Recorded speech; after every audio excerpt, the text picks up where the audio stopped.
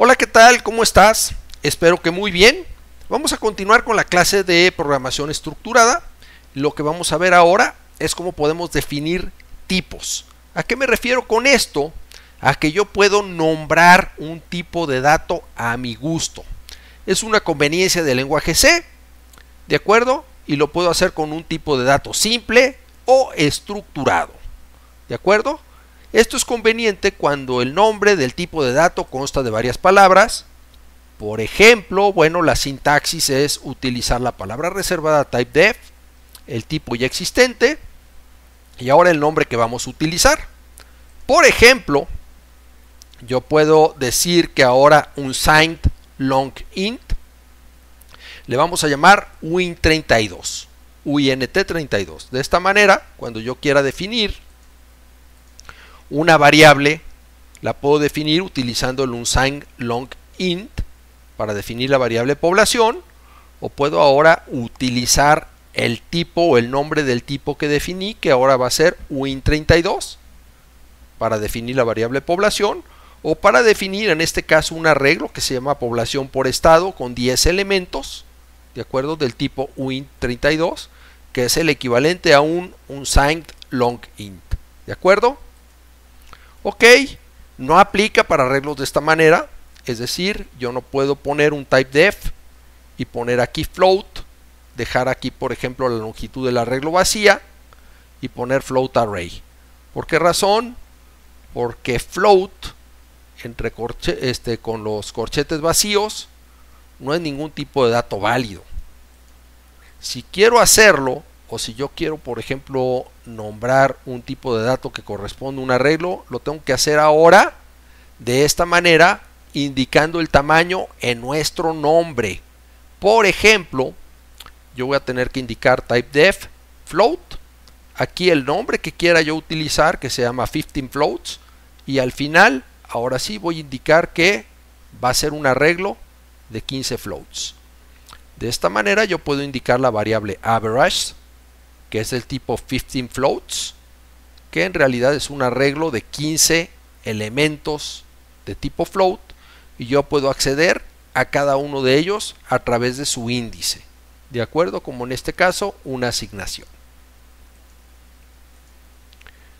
Ok, también por ejemplo, si quiero hacer lo que hice anteriormente, el tipo existente puede ser un tipo propio previamente definido, como por ejemplo el tipo uint32 que definí previamente, y ahora voy a indicar el nombre que se llama int_matrix, el nombre del tipo que se llama int_matrix, que va a ser una matriz de 20 por 20, y voy a utilizar ahora el nombre int_matrix ¿para qué? Para declarar una variable que se va a llamar myMatrix, que va a ser una matriz de 20 por 20 enteros uint32, que en realidad el uint32 es un unsigned long int, ¿de acuerdo? Puedo acceder a todos los elementos de la matriz utilizando myMatrix, indicando los dos índices del arreglo, como es un arreglo de 2 dimensiones, en este caso renglón y columna, ¿de acuerdo?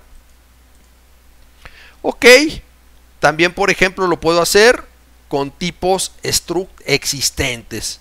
Vamos a suponer que, bueno, previamente teníamos definida una estructura que se llamaba strDate, ¿de acuerdo? Y yo voy a decir que ahora struct strDate se va a llamar date. ¿Sí me explico? De esta manera, pues yo puedo especificar una variable que se llame date1 utilizando la palabra date con mayúsculas, que el equivalente es a struct date, y esto lo puedo hacer en vez de tener que poner todo esto, struct strDate date1, ¿de acuerdo? Ok, también por ejemplo podemos definir el tipo de dato a la vez que definimos la estructura, solamente tenemos que inventar un nombre. Por ejemplo, yo puedo hacer un typedef struct y poner por ejemplo aquí los campos de la estructura, short day, month y year. Aquí por ejemplo poner el month name y al final especificar date. Entonces, ¿qué estoy haciendo? pues estoy definiendo un tipo de dato que se va a llamar date, que va a ser una estructura que va a contener todo esto. ¿De acuerdo? Ok, ¿cómo lo usamos? Lo usamos igual. Ahora voy a tener date y las variables van a ser date 1 y date 2 y voy a acceder, por ejemplo, cada uno de los campos de esa estructura utilizando el punto como lo vimos previamente.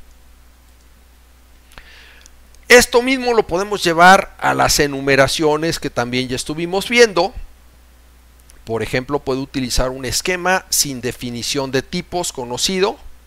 Por ejemplo, utilizar enum weekday, es decir, darle el nombre a la enumeración aquí y luego aquí poner los valores que va a tomar esa enumeración, y vamos a utilizar enum weekday para declarar una variable que se va a llamar day1, y esta variable day1 va a ser igual a Monday. Ok, lo puedo hacer por ejemplo con definición de tipos, dos nombres. ¿Qué es lo que voy a hacer? Pues voy a definir aquí un enum weekday, ¿de acuerdo? Que va a tener todos los días de la semana, en este caso en inglés, ¿de acuerdo? Y ahora voy a utilizar typedef enum weekday para definir mi nuevo tipo, que va a ser el tipo weekday. Entonces, si quiero declarar una variable que se llame day1, pues ahora utilizo el tipo de dato previamente definido, que es el tipo weekday, ¿de acuerdo? Para la variable day1 igual a Monday. O por ejemplo, lo puedo hacer de una manera muy compacta, es decir, en una sola línea.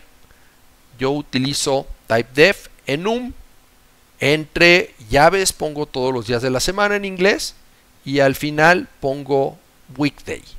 De esta manera, por ejemplo, yo estoy indicando que el nombre weekday es esta enumeración y puedo definir una variable utilizando ahora el tipo weekday y asignarle uno de los valores que están dentro de la enumeración.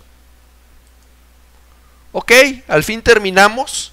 Entonces pues vienen los ejercicios. Gracias.